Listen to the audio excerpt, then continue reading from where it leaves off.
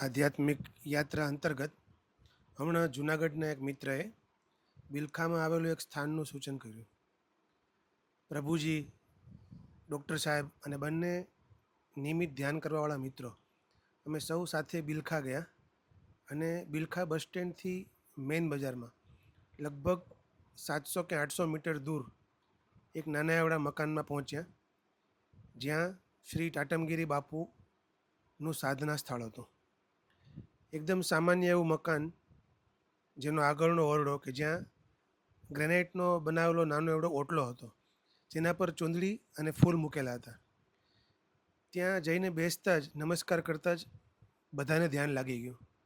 લગભગ 25 મિનિટ ધ્યાન થયું, ત્યારબાદ માખીઓ હતી, તો નાક પર બેસવાથી અચાનક આંખ ખુલી ગઈ અને આંખ ખુલી તો ઓટલા ઉપર ધીમે ધીમે એકદમ સૂક્ષ્મ અણુઓમાંથી ટાટમગીરી બાપુ પ્રગટ થયા અને તેમના દર્શન થયા.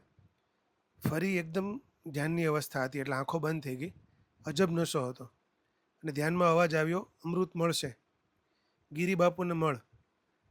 અને ત્યારબાદ આ જ ટાટમગીરી બાપુને ગંગા કિનારે ઊભેલા જોયા.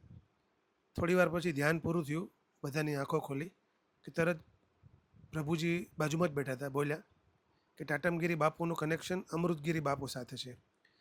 હવે આ બંને બાપુ તો સમાધિસ્થ થઈ ગયા, વર્ષો થઈ ગયા, અને બંનેમાંથી કોઈને હું ઓળખતો પણ નથી. પણ બાદમાં તે મિત્રએ જણાવ્યું કે ટાટમગીરી બાપુ દરરોજ શ્રી ગિરનારની લગભગ 36 કિલોમીટર પરિક્રમા કરતા અને છેલ્લે દત્ત શિખર પર શ્રી પાદુકા ઉપર 2 ફૂલ ચડાવતા. આ એમનો નિત્યક્રમ હતો.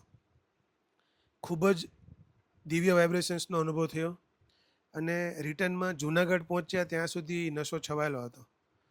આપ પણ આ પવિત્ર સ્થાનની મુલાકાત લ્યો અને ત્યાંની પવિત્ર ઉર્જાનો અનુભવ કરો.